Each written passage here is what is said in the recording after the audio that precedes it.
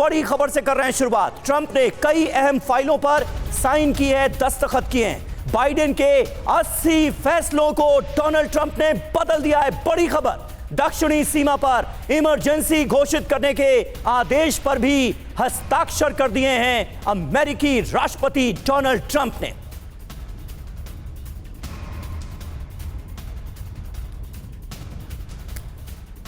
तो बड़ी बात यह है कि राष्ट्रपति बनते ही डोनाल्ड ट्रंप जबरदस्त एक्शन में नजर आ रहे हैं। 51 अमेरिकी अधिकारियों पर गाज गिरी है। हंटर बाइडेन केस के मददगारों पर की गई है कार्रवाई। तो यह एक और बड़ी खबर, डोनाल्ड ट्रंप राष्ट्रपति पद का कार्यभार संभालने के बाद एक के बाद एक बड़े फैसले लेते हुए नजर आ रहे हैं। तो ये बहुत ही अहम खबर जो इस वक्त आपके सामने है। हंटर बाइडेन केस आपको याद होगा और इसके मददगारों पर अब एक्शन होगा, यह तय हो गया है। 51 अमेरिकी अधिकारियों पर गाजगिरी है। राष्ट्रपति ट्रंप के 2 बड़े फैसले, इमरजेंसी घोषित करने के आदेश पर हस्ताक्षर कर दिए हैं डोनाल्ड ट्रंप ने। कई अहम फाइलों पर साइन की है। उसमें एक महत्वपूर्ण फाइल यह भी है, बाइडेन के 80 फैसलों को डोनाल्ड ट्रंप ने आते ही बदल दिया है। और दूसरी तरफ हंटर बाइडेन केस के मददगारों पर कार्रवाई के दे दिए हैं आदेश। तो राष्ट्रपति ट्रंप के 5 बड़े फैसले अब TV9 भारतवर्ष आपको दिखाने जा रहा है। पहला बड़ा फैसला, ट्रंप ने 80 एग्जीक्यूटिव ऑर्डर साइन किए हैं। बाइडेन के 80 फैसलों को इसी के साथ पलट दिया गया है। इस बात के संकेत डोनाल्ड ट्रंप ने पहले ही दे दिए थे। आतंकी देश की लिस्ट में बना रहेगा क्यूबा, यह भी डोनाल्ड ट्रंप का फैसला। विश्व स्वास्थ्य संगठन यानी WHO से बाहर हो गया अमेरिका, यह डोनाल्ड ट्रंप ने बहुत बड़ा फैसला लिया है आते ही WHO को लेकर। वैसे ही डोनाल्ड ट्रंप इससे पहले भी सवाल उठाते आए थे। अब अमेरिका ने WHO से बाहर निकलने का फैसला किया है। और पेरिस जलवायु समझौते से भी अमेरिका ने किनारा कर लिया है। ये राष्ट्रपति ट्रंप के 5 बड़े फैसले हमने आपके सामने रखे। और हमारे साथ इस वक्त तमाम खास मेहमान मौजूद हैं TV9 के स्टूडियो में। उनसे आपका तारुफ करा दें। मेजर जनरल AK सिवाज साहब हमारे साथ मौजूद हैं। AVM OP तिवारी हमारे साथ मौजूद हैं। दीपक वोरा साहब हमारे साथ मौजूद हैं। फॉर्मर एम्बेसडर रविंदर सचदेव हमारे साथ हैं, अंतर्राष्ट्रीय मामलों के जानकार। और हमारे 2 सहयोगी सुमित चौधरी और मनीष झा लगातार हमारे साथ बने हुए हैं और अमेरिका से हर अपडेट सबसे पहले TV9 आप तक पहुंचा रहा है। अहम खबर है, अमेरिकी राष्ट्रपति ट्रंप की चीन को सीधी चुनौती। पनामा कैनाल से चीन का दखल खत्म करेंगे, यह ऐलान कर दिया है डोनाल्ड ट्रंप ने। पनामा कैनाल को हम वापस लेने जा रहे हैं। सीधा बड़ा मैसेज चीन के लिए दे दिया डोनाल्ड ट्रंप ने आते ही पनामा कैनाल को लेकर। तो हम इसे वापस लेने जा रहे हैं। डोनाल्ड ट्रंप का यह सीधा ऐलान जो है ये चीन की मुश्किलें बढ़ाने वाला है। अब चीन का इस पर रिएक्शन क्या है ये भी आपको आगे दिखाएंगे। लेकिन ट्रंप के राष्ट्रपति बनते ही आमने सामने हैं चीन और अमेरिका, ये तो बिल्कुल साफ नजर आ रहा है। ट्रंप के बयान पर चीन ने देखिए कैसे तल्ख पलटवार किया है। अगर सहयोग करेंगे तो दोनों को होगा फायदा, टकराव से दोनों देशों को नुकसान होगा, यह कहा है चीन ने। चीन के मुखपत्र ग्लोबल टाइम्स के जरिए डोनाल्ड ट्रंप का दिया गया है जवाब।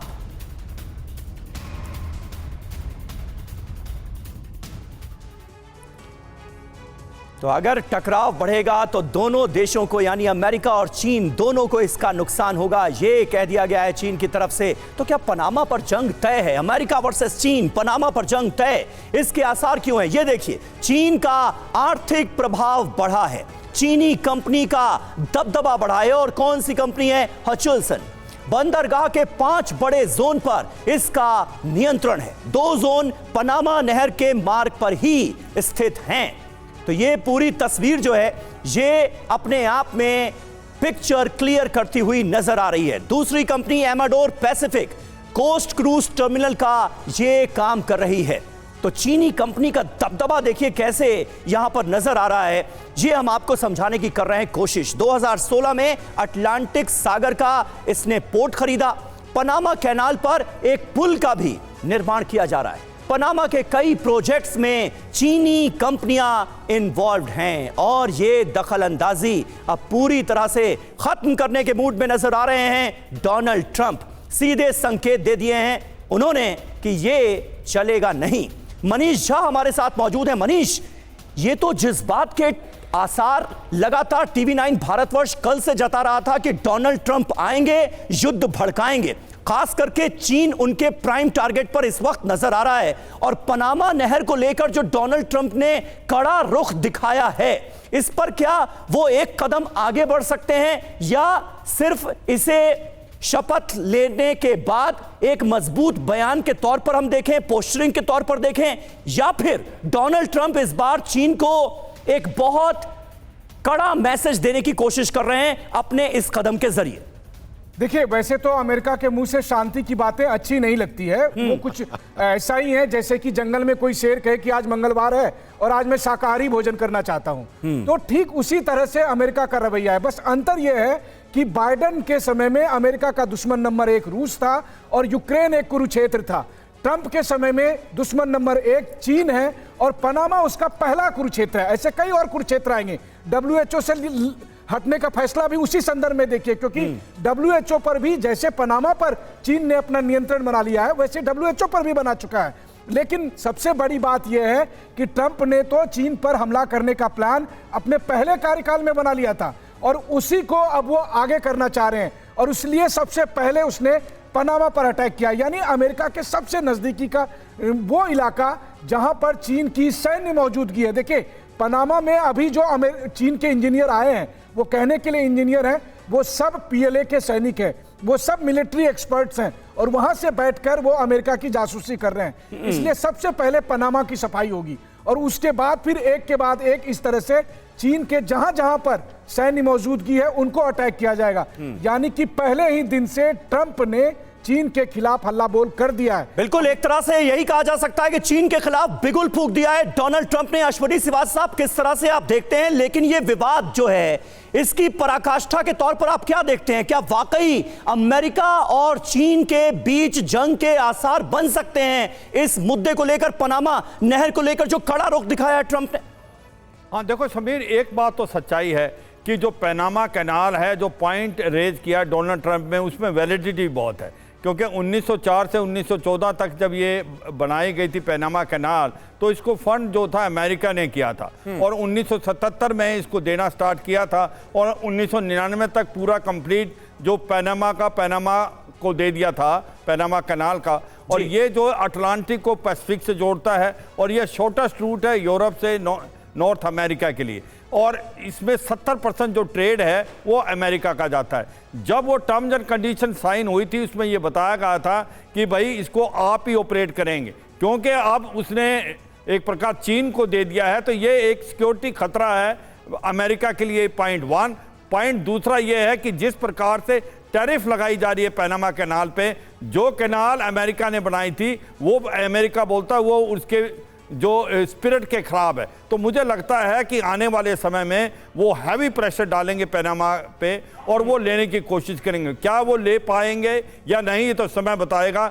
क्या ये पोस्टरिंग है? मुझे लगता है ये पोस्टरिंग से कुछ ज्यादा आगे है। पोस्टरिंग से कुछ ज्यादा आप इसे मान रहे हैं, ये आपने बड़ी बात कही। और देखिए, इस बीच एक और बड़ी खबर अपने दर्शकों को बता दें। चीन के खिलाफ ट्रंप का 24 घंटे में जो एक्शन हुआ है वो अपने आप में गौर करने वाला है। पनामा नहर को चीनी नियंत्रण से मुक्त करने का वो ऐलान कर रहे हैं। WHO को चीन के दबाव से मुक्त करने के लिए अमेरिका का WHO से अलग होने का फैसला सामने आ गया है। WHO से किनारा कर लिया है अमेरिका ने। Electrical vehicles tariff made in America के जरिए चाइनीज इकोनॉमी के खिलाफ भी एक तरह से डोनाल्ड ट्रंप हल्ला बोलते हुए नजर आ रहे हैं।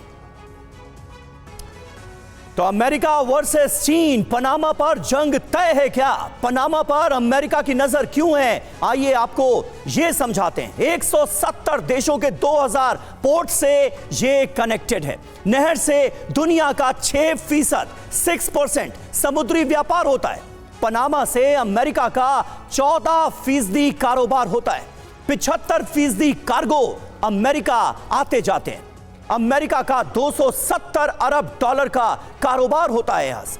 नहर पनामा की लाइफलाइन कही जाती है। पनामा की 23% से ज्यादा कमाई इसी नहर से होती है। नहर का पनामा की जीडीपी में 3.5% का योगदान है। हर साल $1 अरब से ज्यादा ट्रांजिट फीस यहां ली जाती है। पनामा में 55,000 लोगों को नौकरियां मिली हुई हैं। वोरा साहब, इसलिए यह मुद्दा निश्चित तौर पर अमेरिका के लिए बड़ा है, लेकिन एक बड़ी मंशा डोनाल्ड ट्रंप की इसके जरिए, इस कदम के जरिए चीन का जो दबदबा यहां पर बढ़ रहा था उस पर लगाम कसने की भी नजर आती। कैसे देखते हैं आप सर?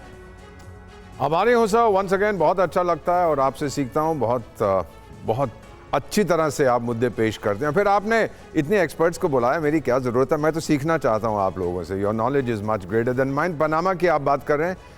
1990 में जब मैं वहाँ पर था तो एक होता था वहाँ का स्ट्रॉन्ग मैन पनामा का, मैनुअल नोरिएगा। आपको याद होगा कि अमेरिकन फोर्सेस घुसी उसके घर में, उसको बाहर निकाल के ले आए। उसको 40 साल की सज़ा हुई, फिर फ्रांस गया, मर गया है। घर में घुस के मारा था।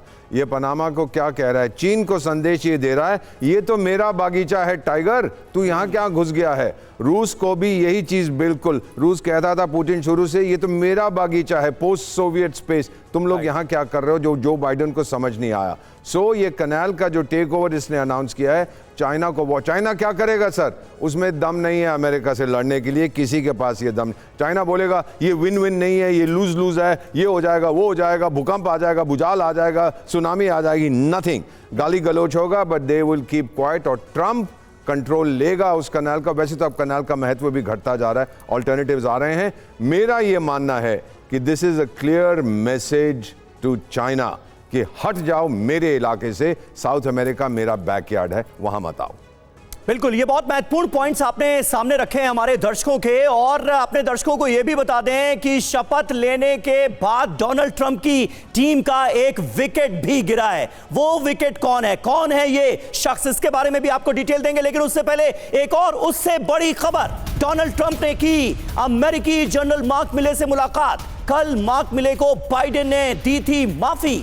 मार्क मिले ने चीन को लेकर दिया था बड़ा बयान। अगर ट्रंप चीन पर हमला करेंगे तो वो चीन को पहले ही बता देंगे, ये उन्होंने माना था। चीन को ट्रंप की तरफ से हमले का था डर। ये बात हो रही है डोनाल्ड ट्रंप के पहले कार्यकाल की। उस वक्त अमेरिकी जनरल मार्क मिले थे और उन्होंने बाकायदा ये बात एक्सेप्ट की है कि चीन को उस वक्त ट्रंप की तरफ से हमले का डर सता रहा था। और उन्होंने ये कह दिया था चीनी अधिकारियों से, सैन्य अधिकारियों से, कि अगर ट्रंप चीन पर हमला करेंगे तो वो चीन को पहले ही इसकी सूचना दे देंगे। लेकिन मनीष, ये बातचीत जो है ये किस अंदाज में हुई थी, ये अगर आप हमारे दर्शकों के लिए क्लियर कर पाएं, क्योंकि ये तो अपने आप में बहुत बड़ी बात है कि अगर अमेरिका चीन पर हमला करेगा तो जनरल मार्क मिले उसको पहले ही बता देते चीन को।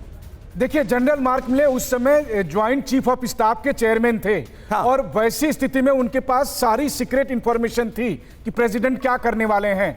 और 2020 में चीन को यह आशंका थी कि अमेरिका चीन पर हमला करेगा।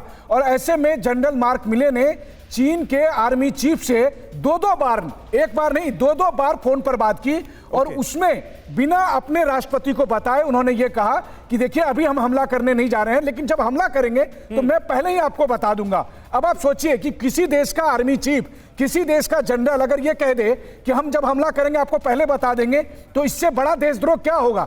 यही बात ट्रंप कह रहे हैं कि ये देशद्रोह था, हम उन पर कार्रवाई करेंगे। और इसी बात के लिए बाइडेन ने जनरल मिले को माफी दे दी है। और जनरल मिले ने खुद सीनेट में यह बात स्वीकार की कि हाँ, मैंने चीन के जनरल से बात की थी, लेकिन मेरा इरादा शांति बहाल करना था, मेरा इरादा चीन को भरोसा में लेना था, ना कि अपनी कोई जासूसी जानकारी उनको देनी थी। बिल्कुल सुमित, अपने आप में ये बहुत महत्वपूर्ण बात है। और ये तो यही कहा जा सकता है कि डोनाल्ड ट्रंप ने बहुत बड़ा दिल दिखाया है मार्क मिले को माफी देकर, क्योंकि आरोप जो हैं पहली नजर में, जो कि खुद जनरल मार्क मिले मान भी रहे हैं, एक्सेप्ट भी कर रहे हैं कि हाँ उन्होंने ऐसा किया था, वो आरोप तो देशद्रोह की श्रेणी में रखे जा सकते थे, लेकिन यहां मिल गई है उन्हें माफी। कैसे आप देखेंगे? देखिए, दो बड़े डिसीजन मार्क मिले के अलावा एक और बड़ा डिसीजन जो उन्होंने अपने आर्मी को बूस्ट करने के लिए किया, वो था जो कोविड वैक्सीन जिन सोल्जर्स ने नहीं लगाई थी, जिनको हटा दिया गया था, उनको वापस से आर्मी में शामिल करने का डिसीजन। दो बड़े डिसीजन इसलिए लिए गए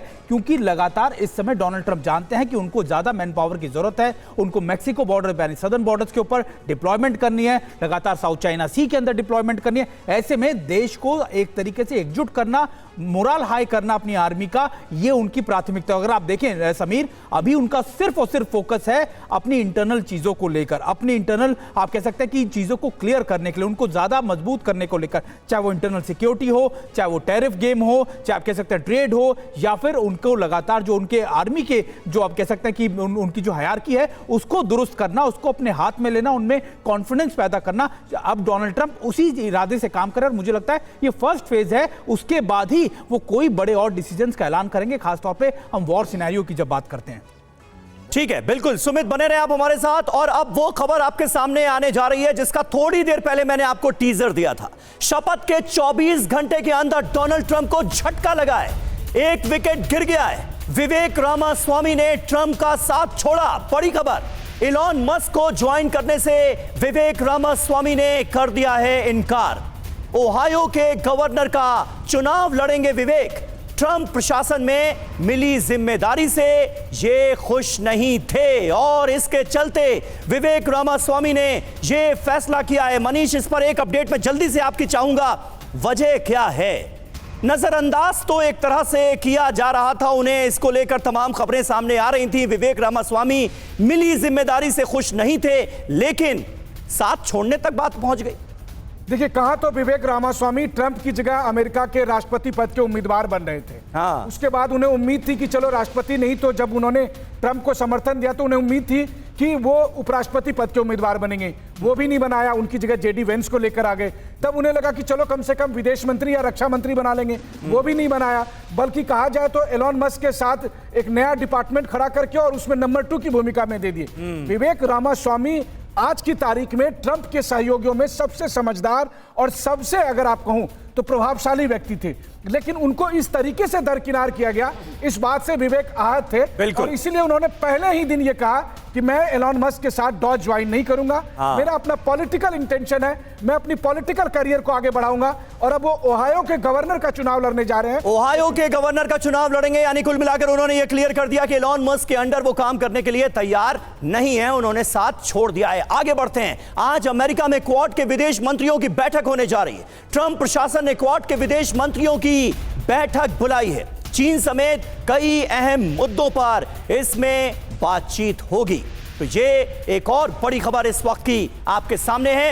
एक्शन मोड में ट्रंप प्रशासन नजर आ रहा है और आज क्वाड की एक बड़ी बैठक होने जा रही है। शपथ के बाद क्वाड के विदेश मंत्रियों की यह बैठक है। वॉशिंगटन डीसी में मौजूद क्वाड देशों के विदेश मंत्री इसमें शामिल होंगे। चीन को लेकर रणनीति पर इस मीटिंग में मंथन हो सकता है। क्वाड पर अमेरिकी विदेश नीति में कोई बदलाव नहीं होगा, यह डोनाल्ड ट्रंप ने क्लियर कर दिया है। भारत, जापान, ऑस्ट्रेलिया और अमेरिका इसके सदस्य देश हैं। हमारे साथ तमाम खास मेहमान मौजूद हैं। रॉबिंदर सचदेव सर, किस तरह से आप ये क्वाड वाले डेवलपमेंट को देखते हैं? क्वाड की मीटिंग होने जा रही है। डोनाल्ड ट्रंप ने अपने शुरुआती फैसलों में चीन को बहुत कड़ा संदेश दिया है, पनामा नहर को लेकर, WHO में उसके दबदबे को लेकर, और अब क्वाड की ये मीटिंग, कुछ बड़ा सामने आ सकता है क्या आज?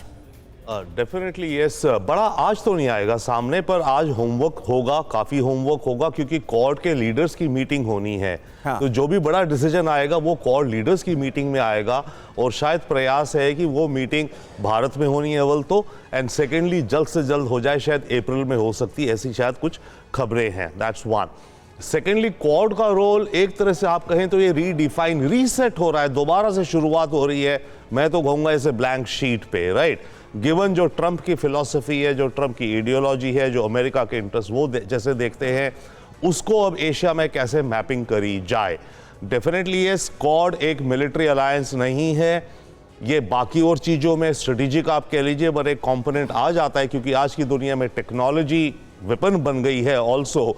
तो क्वाड की जो कोलैबोरेशंस हैं टेक्नोलॉजी में खासकर, वो ज़्यादा और होंगी, शेयरिंग होंगी। सप्लाई चेन होंगी। और याद रखिए अमेरिका का नंबर 1 इशू ट्रंप का इस समय जियोपॉलिटिक्स भूल जाइए, ट्रेड है, ट्रेड डेफिसिट। ट्रंप को चाहिए कि चाइना मेरे से ज्यादा सामान खरीदे, राइट, उसको लेकर के वो टैरिफ्स लगाएंगे। वैसे केस में चाइनीज कंपनीज एशिया में फैलेंगी, मेक्सिको में जाएंगी, राउंड अबाउट जाकर के अपना बिजनेस बढ़ाने का प्रयास करेंगी। तो क्वाड के मैकेनिज्म में यह प्रयास होगा कि ये जो सप्लाई चेन्स हैं जी, अपने बेनिफिट की, जो अमेरिकन कैंप आप मान लीजिए, अमेरिकन ग्रुप कह लीजिए, वेस्टर्न ग्रुप कह लीजिए, जो भी हम नाम दे दें, नॉन चाइना ग्रुप कह लीजिए, ये सब आपस में कोऑर्डिनेट करें। और ऑल्सो ऑन एनर्जी, ओके। अब ग्रीन एनर्जी पहले था क्वाड का, अभी तक ग्रीन एनर्जी पे बहुत ज्यादा। ठीक है सर, बिल्कुल बिल्कुल। क्वाड का और एजेंडा क्या होगा, चीन के अलावा और कौन से अहम मुद्दे जो हैं वो डिस्कस हो सकते हैं, उस पर हम आगे आएंगे। लेकिन फिलहाल एक और बड़ी खबर आपको दे दें, ट्रंप के आने से विस्तारवादी चीन को लग सकता है झटका। साउथ चाइना सी में टकराव बढ़ने के आसार हैं। ताइवान की घेराबंदी का जवाब दे सकता है अमेरिका। देखिए, चीन से ही जुड़ी एक और बड़ी खबर इस वक्त आपके सामने। आइए इसकी कुछ और डिटेल्स आपके सामने रखते हैं। साउथ चाइना सी में चीन अमेरिका दरअसल आमने सामने आ गए। युद्ध का नया मोर्चा दक्षिणी चीन सागर में खुल सकता है। ताइवान स्ट्रेट में दोनों के 2 वॉरशिप तैनात हुए। समुद्री सीमा में गश्त कर रहा है वॉरशिप। अमेरिका अपने दूसरे वॉरशिप भी भेज सकता है। 7वां बेड़ा साउथ चाइना सी में उतार सकता है यूएस। चीन के जहाज फिलीपींस की समुद्री सीमा में भी दाखिल हो गए हैं। तिवारी सर, किस तरह से आप इस डेवलपमेंट को देखते हैं और साउथ चाइना सी में जो चीनी दबदबा है, चीन का जो दबदबा है, उसके खिलाफ अमेरिका आने वाले वक्त में बड़ा कदम उठाने की तैयारी कर रहा है? क्या इसके संकेत मिलते हैं सीधे?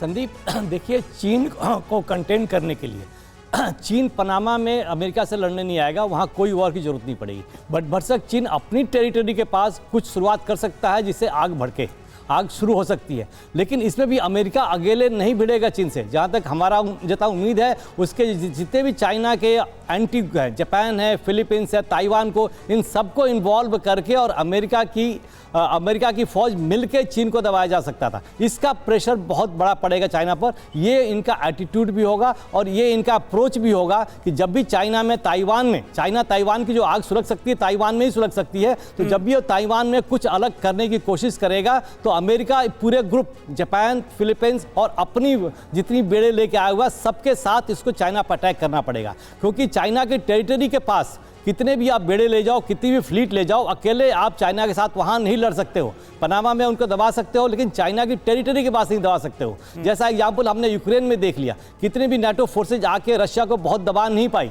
उसी तरीके से वहां जो वॉर होगा, चाइना को अपने साथ इन देशों को और क्वाड ग्रुप को, अभी जैसे बता रहे थे कि मिलिट्री ऑर्गेनाइजेशन नहीं है, बट हो सकता है इसमें कुछ अमेंडमेंट हो कि चाइना अगर किसी देश में, जैसे चाइना ने गड़बड़ करना शुरू कर दिया ऑलरेडी, जैसे बांग्लादेश को, इंडिया की परेशानी शुरू हो गई है, जापान भी वरीड है, ताइवान में वो कर रहा है, फिलीपींस भी वरीड है, अपने वो रडार खरीद रहे हैं, एस्टैब्लिश कर रहे हैं। तो इन देशों को मजबूत करना है ताकि चाइना दबाव में आए और अपने कंटेन में रहे। टैरिफ वाइज तो चाइना को कमजोर अमेरिका कर ही देगा। तो चाइना के दिन अब आगे बढ़ने की, कहते हैं ना, जिस तेजी से आदमी ऊपर जाता है उसी तेजी से नीचे आता है। तो चाइना का जो ग्रोथ हुआ है बहुत शार्प हुआ ओवर नो टाइम। तो इट इज नॉट टाइम, बहुत समय की बात नहीं है जब चाइना फिर से नीचे आएगा। और ये लड़ाई अगर वहां पर हुई तो चीन का खात्मा तो नहीं होगा, बट चीन काफी बहुत कमजोर हो जाएगा, जहां से उठने में उसको बहुत समय लगेगा। बिल्कुल, यानी चीन पर नकेल कसने की पूरी तैयारी कर ली है डोनाल्ड ट्रंप ने। देखना होगा कि आने वाले वक्त में वो क्या कदम उठाते हैं। देखिए, एक अहम खबर, अमेरिका चीन में और ज्यादा बढ़ेगा तनाव। निर्माण क्षेत्र को लेकर चीन पर ट्रंप का बड़ा बयान। ट्रंप ने कहा, निर्माण क्षेत्र में चीन को अमेरिका पीछे छोड़ देगा। तो सीधा वार एक के बाद एक चीन पर करते नजर आ रहे हैं डोनाल्ड ट्रंप। ट्रंप बने राष्ट्रपति, चीन पर इसका क्या असर पड़ेगा, ये जल्दी से ये आपको बताते हैं। एक तो आयात पर टैरिफ बढ़ेगा, दूसरा अर्थव्यवस्था को नुकसान पहुंचेगा, तीसरा अर्थव्यवस्था धीमी होगी। ये चीन के मद्देनजर बात कही जा रही है। विनिर्माण क्षेत्र को झटका लगेगा, ऊर्जा और कच्चे माल की सप्लाई पर भी इसका असर पड़ सकता है। कुल मिलाकर वोहरा साहब, प्राइम टारगेट ऐसा लग रहा है डोनाल्ड ट्रंप का फिलहाल चीन है। चीन के दबदबे को, चीन की दादागिरी को खत्म करने के लिए इस पर लगाम कसने की पूरी तैयारी इस बार कर आए हैं डोनाल्ड ट्रंप। फिलहाल तो ऐसा नजर आ रहा है, ऐसा प्रतीत हो रहा है। ये आपने बहुत ऐसे शब्द का प्रयोग किया है, उसकी दादागिरी को ठंडा करना चाहता है, ख़त्म करना चाहता है। अभी कुछ देर पहले आप पनामा कैनाल की बात कर रहे थे।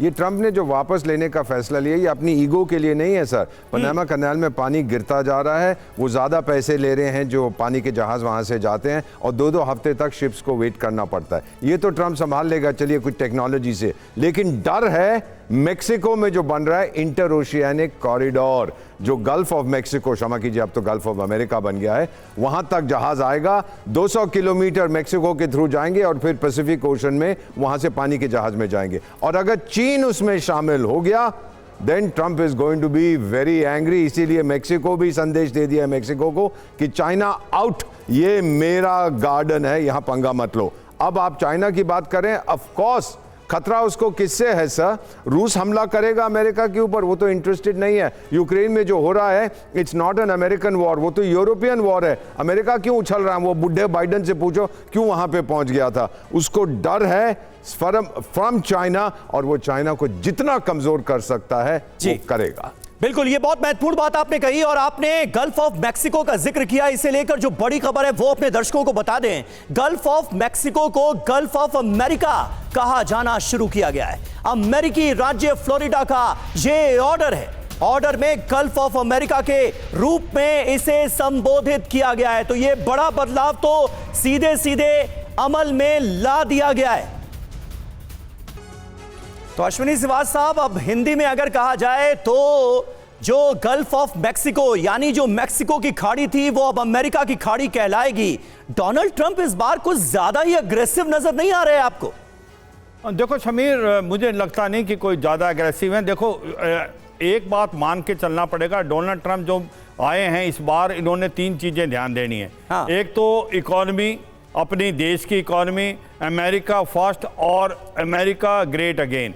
तो वो हर कार्रवाई वो करेंगे जो कि इकोनॉमिकली अमेरिका के फ़ायदे में हो, और उसी को मद्देनजर रखते कहीं ना कहीं वो जब चाइना की बात कर रहे हैं कि वो टैरिफ लगाएंगे, वो कह रहे हैं कि जो चाइना के साथ अगर आप देखें अमेरिका का जो ट्रेड डेफिसिट बहुत है, और अगर वो ज़्यादा लगाएंगे उसके ऊपर टैरिफ तो वो नुकसान भारत को भी हो सकता है, क्योंकि उसका प्रॉब्लम क्या है, चीन जो है अगर अपना सामान अमेरिका नहीं बेच पाया तो वो भारत में डंप कर सकता है। तो ये एक बहुत थोड़ी सी प्रॉब्लम है, भारत को भी ध्यान देना पड़ेगा। मगर 2-3 बातें बहुत ज़रूरी होने वाली हैं डोनाल्ड ट्रंप के टाइम में। एक तो ये मैक्सिको की जो बात हो रही थी, दूसरा सबसे इंपॉर्टेंट जो क्वाड, जिसको बार बार हम कह रहे हैं कि ये इकोनॉमिक फोरम है, ये मिलिट्री अलायंस नहीं है, ये मुझे लगता है धीरे धीरे चेंज होगा। क्योंकि इसके 3 प्रिंसिपल देखें आप, freedom of navigation, rule based international order, maintaining territorial integrity and sovereignty of all nation including minor island nation. जी, तो अगर ये आपके 3 बेसिक प्रिंसिपल हैं तो आप इंश्योर कैसे कराएंगे जब आपके पास मिलिट्री पावर ही नहीं है? अगर दादागिरी करता है चीन, और चीन वायलेट कर रहा है, जैसे फिलीपींस के साथ कर रहा है, इंडोनेशिया साथ कर रहा है, तो आपके पास कोई ताकत तो होनी चाहिए ना, जो आप उसको काउंटर करते हैं, प्रेशर डाल पाए चीन पे। मुझे लगता है ये बदलाव आएगा, और इसीलिए सबसे पहले मीटिंग क्या हो रही है, फॉरेन मिनिस्टर क्वाड के मिलने हैं, प्रेसिडेंसी भारत के पास आ रही है। पर चीन की दादागिरी पर लगाम लगाने की मंशा सीधे तौर पर नजर आ रही है। क्वाड की मीटिंग पर भी हमारी नजर है।